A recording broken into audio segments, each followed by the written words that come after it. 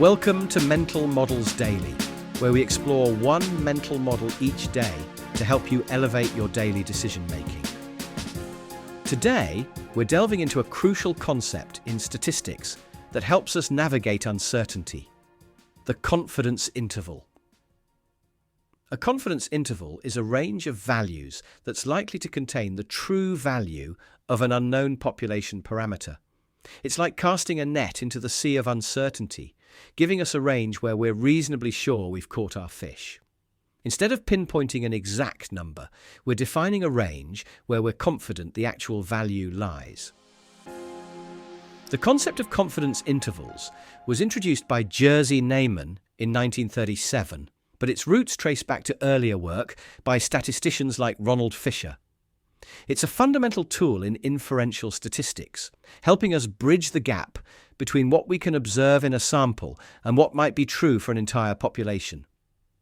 A typical confidence interval is expressed as a percentage, usually 95% or 99%. This percentage isn't the probability that the interval contains the true value, but rather the frequency with which the interval would contain the true value if we repeated the sampling process many times. It's like saying, if we cast this net 100 times, we expect to catch our fish in about 95 of those casts. Let's consider a practical example. Imagine you're a pollster trying to estimate the percentage of voters who support a particular candidate.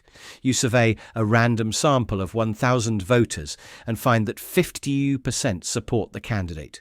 But you know this point estimate isn't the whole story. So you calculate a 95% confidence interval, which turns out to be 49% to 55%. This means you can be 95% confident that the true percentage of supporters in the entire voting population falls between 49% and 55%. It's like having error bars on your prediction, acknowledging the inherent uncertainty in your estimate. This nuanced view is crucial in fields ranging from political forecasting to medical research. In the business world, confidence intervals are invaluable for making informed decisions under uncertainty. They're used in quality control, market research, and financial forecasting. For instance, a company might use confidence intervals to estimate the potential return on a new investment, providing a range of likely outcomes rather than a single, potentially misleading point estimate. It's like giving decision makers a map of the terrain of possibility, rather than just a single route. So how can we apply an understanding of confidence intervals in our daily lives? Firstly, it encourages us to think in ranges rather than point estimates when dealing with uncertainty. Instead of fixating on a single number, we learn to consider a range of plausible values. It's like developing a more nuanced view of the world, where certainty is replaced by degrees of confidence.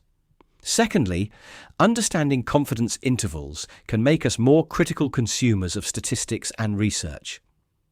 When we see a statistic reported in the news or a study, we should ask about the confidence interval. It's like having a built-in fact-checker that asks, how certain are we about this number? Lastly, this concept can improve our decision-making by helping us quantify and communicate uncertainty. Whether in personal finance, project planning, or risk assessment, thinking in terms of confidence intervals can lead to more robust and realistic plans. It's like building flexibility into our expectations, preparing us for a range of possible outcomes. In conclusion, the confidence interval is a powerful tool for understanding and communicating uncertainty in data. By embracing this mental model, we can become more sophisticated thinkers, better interpreters of statistics, and more resilient decision makers. In a world where certainty is rare, the ability to confidently navigate uncertainty is more valuable than ever. Thank you for joining me today on Mental Models Daily. I hope this exploration of confidence intervals has given you a new appreciation for the nuances of statistical thinking. Until next time, may your estimates be accurate and your intervals appropriately wide.